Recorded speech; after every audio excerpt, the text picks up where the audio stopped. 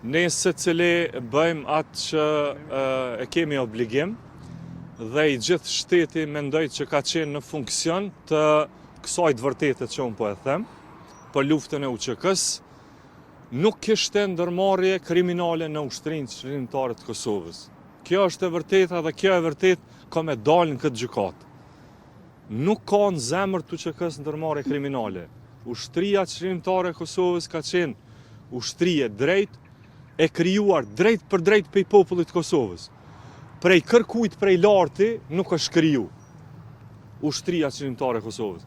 Ajo ka marrë hap sidomos pas epopes legjendare të Jasharëve, edhe rënjes komandantit legjendar Adem Jashari, zbashku me Hamzën, zbashku me Bacin Shaban edhe me 58 antar tjerë të familjes, ka marrë hap, është masivizu Ushtria Qëllimtare e Kosovës. Kanë shku aty me mira ushtar, burra e gra, më të mirë që i ka kombi jonë, për me mbrojt popullin tonë, prej gjenocidit të Serbisë. Kjo është e vërteta dhe kjo e vërtet ka më konfirmu edhe në këtë gjykatë. Ne për çdo ditë zonje bëjmë, këtë që po them, këto veprime janë të përditshme, në çdo takim ndërkombëtar që edhe vetë kam pasur, ua kam thënë këtë sa herë që edhe është ngritur kjo temë dhe kjo do të kurorëzohet me lirimin e drejtuesve të Ushtrisë Qëllimtare të Kosovës dhe kthimin e tyre në Kosovë dhe pranë familjeve të tyre. Është dita e fundit vërtet e procesit i cili zgjati kaq shumë. Procesit të gjykimit të 4 drejtuesve të Ushtrisë Qëllimtare të Kosovës. Njëri prej tyre, zoti Thaçi, ishte president i Republikës Kosovës, zoti Jakub Krasniqi e zoti Kadri Veseli ishin kryetar të kuvendit të Republikës tonë, kurse Recep Selimi, general i Ushtrisë Qëllimtare të Kosovës dhe udhëhoqi edhe grupin parlamentar në kuvendin e Republikës Kosovës.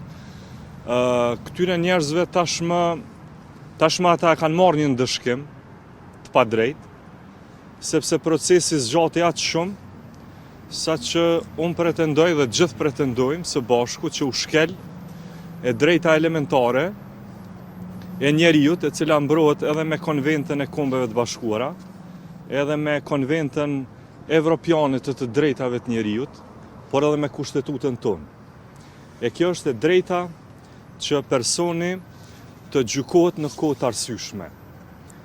Kjo e drejt ma mërmenja që u shkel në mënyrë dhënshme, sepse janë bërë 5 vite 3 muaj që këta drejtues të Ushtrisë Qëllimtare të Kosovës mbahen të izoluar, edhe larg familjeve të tyre, e larg shtetit të tyre. Është një proces shumë i rëndësishëm që është ndodhur jo vetëm për 4 në UÇK-s, por për gjithë Kosovën.